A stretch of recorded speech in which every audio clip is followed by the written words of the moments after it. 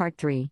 My mother-in-law sabotaged my restaurant's opening night and paid people to make me fail, but her plan backfired when a famous food critic exposed her evil plot, and now she's facing criminal charges. Diana's response was different. She sent a long email to the entire family claiming she was being persecuted for trying to protect her son. She actually tried to paint herself as the victim, saying I was using my newfound fame to turn her own family against her. The most shocking part? She admitted to everything but claimed she did it because she had proof I was planning to divorce Mark once the restaurant succeeded. Her evidence? She had gone through our credit card statements. Mark had added her as an authorized user years ago and never removed her, and found charges from a lawyer's office. What she didn't know was that those charges were for trademarking the restaurant's name and logo. Mark finally canceled her access to all our accounts, but the fact that she had been monitoring our finances for years was deeply unsettling. The family is divided. Some relatives think we should accept the settlement offer and try to heal as a family. Others, including Mark's sister Rachel, think Diana needs to face real consequences for her actions. They pointed out that if she's willing to go this far once, she might do it again to someone else. Mark and I decided to proceed with legal action. It's not about money, we're doing well enough with the restaurant. It's about holding Diana and her friend accountable for their actions. Their attempt to destroy my dream could have easily worked, and they might have done the same to other people. The restaurant owner has already lost business.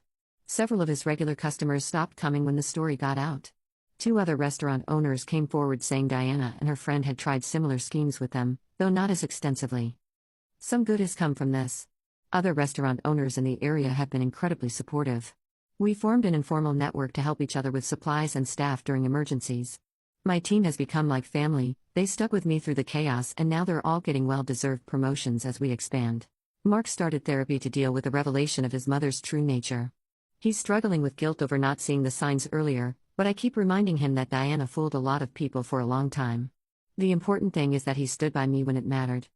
Update 2: the legal proceedings have started, and even more shocking information has come to light. During discovery, our lawyer found evidence that Diana's sabotage attempts went far beyond what we initially knew. Remember those servers who called in sick on opening night with stomach issues? They hadn't just randomly gotten ill. Diana had paid someone to tamper with their staff meal during the friends and family night. The person she hired turned out to be a line cook at her friend's restaurant, and he confessed everything when confronted with evidence. Thankfully, none of the servers were seriously harmed, but they could have been. When they heard what really happened, they all agreed to testify. They also filed their own police reports for food tampering, which is a serious crime. But the biggest revelation came from Diana's phone records. She had been making regular payments to someone for months before our opening. Our lawyer traced these payments to a former health department employee who had been fired for accepting bribes. This person had given Diana internal health department information and helped file the fake complaints. The district attorney's office is now involved due to the food tampering and the bribery angle. They're talking about criminal charges. Diana's restaurant owner friend quickly turned on her, claiming she had masterminded everything and he was just an unwitting participant. He offered to testify against her in exchange for a lighter sentence. Diana's response to all this? She checked herself into a hospital claiming emotional distress, and is now trying to argue that she was having a mental health crisis during this period. Her lawyer is attempting to use this as a defense against the criminal charges. The family is in chaos. Mark's sister Rachel fully supports us, but some relatives are still defending Diana, saying she needs help rather than punishment. They're pressuring us to drop the charges and let her get treatment instead. What these relatives don't know is that we found evidence this wasn't Diana's first time doing something like this. Her restaurant owner friend's records showed they had successfully forced 3 other new restaurants out of business over the past 5 years using similar tactics. Those owners had either sold their restaurants at a loss or simply closed down, never knowing the real reason for their bad luck. We've contacted these former restaurant owners. 2 of them are now interested in joining our lawsuit. The third person broke down crying when we told them what had happened. They had lost their life savings when their restaurant failed. Mark is devastated by each new revelation.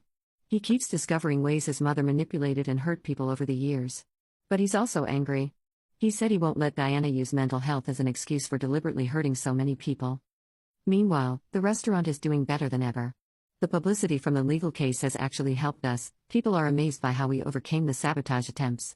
We've expanded our menu and hired more staff. We're even looking at opening a second location next year. The most satisfying part? Remember that harsh food critic Diana tried to use against us? He's become a regular customer and recently gave us a glowing review based solely on our food. He said our handling of the opening night chaos showed the kind of resilience and professionalism that makes a restaurant truly great. I never wanted any of this drama. I just wanted to cook good food and share my passion with others. But Diana's attempts to destroy my dream have actually made it stronger. We've built an amazing community of supporters, from our loyal customers to other restaurant owners who now have our backs. The legal case continues, and we'll see what happens with the criminal charges.